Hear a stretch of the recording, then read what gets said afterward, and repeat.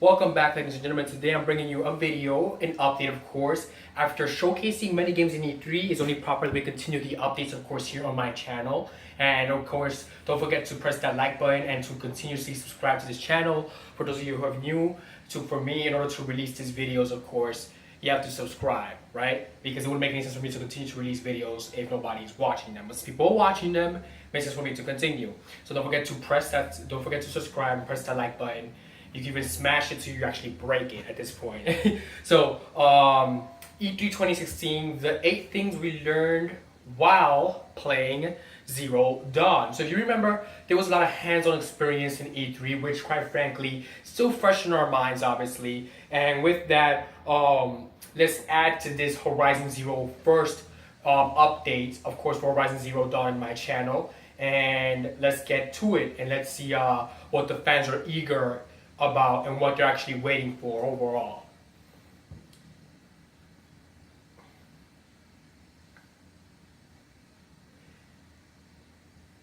So there are some limitations to the open world games that not many things outside of Metal Gear Solid V, the Phantom Pain, and its holistic system have managed to get right. It seems like Guerrilla Games, Horizon Zero Dawn has the right idea though. There are the trappings of open world RPGs that can pretty much grate on you. Quests and resources and side quests and enormous maps filled with like buttons and experiences point-based skills progressions as you go and progress out the stories. So you get skill points for each and you progress through the story. Let's continue on here. But when talking to writer John Gonzalez and playing, of course, the game, I think personally that the Horizon may mitigate the repetitive tropes that the genre will partially on the strength of its world building. So basically, what I got from this game is basically that it fixed all the bugs, that Phantom V actually came with and made it even better. However, there's some things that you just can't get over, but it's just enough that it will pretty much satisfy you as a fan of the game. And being that it's probably Horizon Dawn, not 2, 3, or 4, probably is a new sequel to the game itself. So the article continues, continues here based on my review on the game itself. Of course, available for PlayStation, PS4. Hero Horizon Dawn stunned and surprised when it was announced last year at E3, partially because it came from a team known for DAO linear first-person shooter games, of course, and it can't even think of a AAA studio that's taken this type of risk in a wholesale shift in genre. So we're talking about a studio that's mostly specializes at first-person shooter games, and they're taking a risk by going down this road, which many companies have been doing, such as Bethesda, Ubisoft. They've all been taking really huge risks lately to bring in more fans to the series and to bring in to their series, whichever series is they're working on in reality, to continue to keep that interest and to bring in a new talent pool of people, so that when they retire the older workers, they can just go to Twitter and just grab out of that talent pool whenever they feel like it, and when they need help from fans to actually give them advice on what they should put in the game and what they should not put in the game overall. So let's continue here. So since maybe the 90s, Gonzalez said, they really pursued it fiercely. Gonzalez joined the project 3 years ago, and it had been in pre-production for a couple of years prior to that, of course. So you could imagine a game that's been in development for prior years, way before Gonzalez actually even popped up. And to even imagine the scope of the game, yeah, it's about to get real, in other words. And when I mean real, I mean about graphic-wise, action-wise, about to get real, because the game that's just been in development for so long should be pretty lengthy, but also should have a pretty interesting story to keep players at bay, of course. So one of the huge influences for this game is BBC Nature documentaries. These incredibly majestic portraits of planet Earth and life on Earth. A great deal of non-fiction went into the design, from reading futurist predictions to ecological journals that actually play a role in the game. So non-fiction, real fiction, fairy tale. Basically, nothing that has anything to do with nothing that is not real is non-fiction. Whatever is once upon a time is non-fiction. In the year of blank is non-fiction. Why? Because it's real. You're talking about real life history. You're taking it and putting it in a game, so people will be interested all in all. So So there may also have never been a game where so many people on the team read guns, germs, and steal, Gonzalez joked. While the robotic wildlife looks damn cool, it's not cool for cool's sake. So what does this mean? Every machine has a purpose, even if the tribe doesn't know what it is. Everything that's in the game world has really been thought through carefully and has been given a purpose of existence.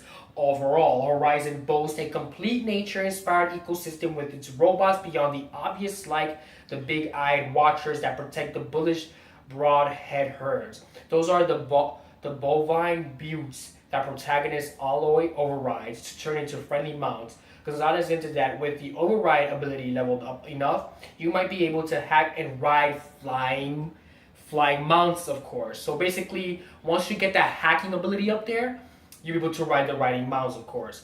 While play of a sandbox setting made for E3, first it was watched to be a live demo as Gonzalez went into the mystery of the Horizon, hinted at the lengthy E3 trailer, the personal quest that puts you on a collision course with the biggest, mysterious, and biggest dangers of this world. Aloy is an outcast in her tribe, raised by a foster father. So there you go. Now we're getting into the nitty gritty of the main character herself. Who is she? Who took care of her? Her father. She's an orphan, basically, and she's been fostered by her father. She doesn't know her origins or her mother. A particularly sticking point, as within the tribe, identity is really established in a matrilineal fashion. So this bit of adversity has left Aloy agnostic to the religion of her people, and a sider in the community, which is why she doesn't think the goddess is going to cure the corruption that has started in to infect the machines and cause them to go on berserk rampages. Gonzalez noted Gihiblios Noska of the Valley of the Wind and Princess Monarchy as obvious influences. So basically, these are basically the Valley of the Wind and other things that may be affecting and causing this, kind of a curse to spread throughout the land, if not overall. Alloy Ever, the scrounger on the outskirts, has salvaged some ancient tech. Her focus ability is a scanner that creates a dome of purple light and highlights nearby robots and allow you to see their weaknesses, well as what resources they are carrying, so that you can make use of those resources when you're out there in the battlefield fighting against these robots and exploring those weak spots. So if you're looking for a specific resources, you do not have to kill all the robots at your disposal. You haphazardly. It's a cool digital effect, but doesn't fall in a detective mode trap of making the world hideous. Plus, Alloy can only crouch walk while it's up.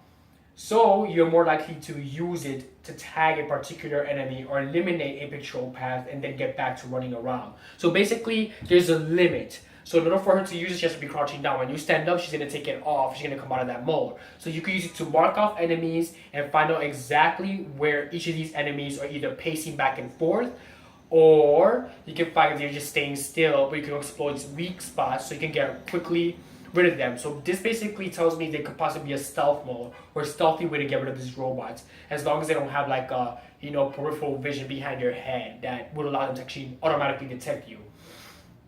Towards the end of the developer demo, Alloy stumbles on a corruptor, a new robot she's never seen that looks like a four-legged scorpion and makes for a major encounter. Actually, playing Horizon still impressed by the brightly colored wood and some of smaller details while riding the board head watching the robotic musculature in its hunches as it galloped was mesmerizing. Also ran into Chichikoma looking bot carrying a case on his back that you can knock off and loot.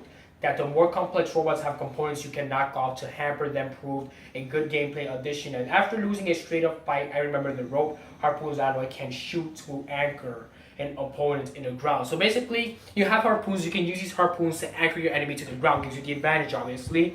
And there are also packages that will be carrying the robots. Kind of like a Sachikoma kind of machine. And you can actually knock that down, and within that little parcel of items you can find nice things you can use to your advantage. So what's most impressed by was the fluidity furthered by some impressive animation work as aimed arrows at an enemy on robot back. Alloy naturally shifted saddle as my galloping bot rode too far past its real delights when it comes to robot thought, which do move with impressive grace and idiocentric motion, which is more like a robot. Idiocentric motion, very flexible. It's able to calculate and recalculate its precision without little to no errors. I wouldn't say no errors, but just little to no errors.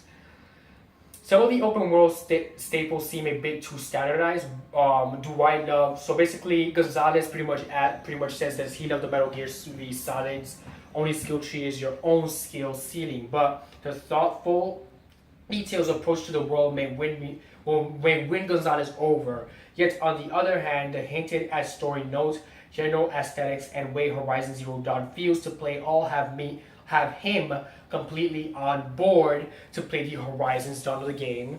And in Kojima, you will feel ashamed moments. Gonzalez even promised that the title will not sound like word soup by the time you unravel Horizon's story. You'll be surprised by the emotional resonance that the game will carry overall as you pass time in the game. So that's the hopes, and the game will be out soon, obviously. For now, there is no actual release date hinted at yet. All we know has been shown at E3. But overall, we're going to continue to actually add to this Horizon Dawn video. So let's see here. Horizon Zero Dawn and the thrill of the hunt, obviously. So besides the fact that Horizon has a great story going for it and a good fighting combat system, first-person shooter, there's actually the thrill of the hunt. So best known for its Killzone FPS franchise, Guerrilla Games is going in a hugely different direction with the next PS4 project, the open world role-playing game Horizon Zero Dawn, obviously. Set in a world called Horizon, the main character is a woman named Aloy, a proficient hunter and as also a rebel. The game is set 1,000 years into a post-apocalyptic world ruled by robot dinosaurs known as machines. They hold dominion over the land, keeping groups of scared tribespeople locked inside fortified walls. So basically, you're locked behind fortified walls. You have no choice. You have dinosaurs, you have machines. They're trying to come after you. You cannot defeat them, therefore you're going to need help to defeat them. And thankfully for Aloy, she's a skilled archer and a melee fighter and has suits of abilities at her disposal to take down the machines that dare cross her in her adventure. These include a series of ranged bow attacks, one of which tries a creature to the ground if you shoot it correctly. Leaving struggling and vulnerable, additional Aloy has a focus type power where time slows down to allow her to hit targets in critical areas more effectively. Of course, the focus power can only be used so many times before it must be recharged. So basically, there you go. You have time, you have the right to control time, but there's a rechargeable time effect to it. So the more you use it, the more the stamina goes down, and the bigger chance you have to wait till it recharges completely. So it has more of this like Metal Gear Revenges and slash is Metal Gear V Phantom type of like Phantom V kind of taste to it, if you know what I mean. Aloy also has multiple melee abilities, including a power attack where she slams down a blade onto her enemies with extreme force. In addition to this, Aloy has throwable bombs, one of which is a firebomb that spreads a blaze upon enemies and an ice bomb that slows down enemies for a period of time. She's also very nimble, able to drive, roll, and slide in such circumstances to avoid attacks. The game also makes use of several audio cues, including intensified music to help let you know when trouble is nearby. So you're going to have themed music where you'll be allowed to actually know when an enemy is approaching or when you're getting closer to the enemy itself. Ladies and gentlemen, thank you very much for joining me today on this Horizon Dawn, of course, on this Horizon Zero Dawn video, and I'll continue to update you on this video. Of course, it is a PlayStation exclusive, so it will only be out for PS4, so stay tuned as I continue to update you on more video games. Thank you very much, and have a great morning.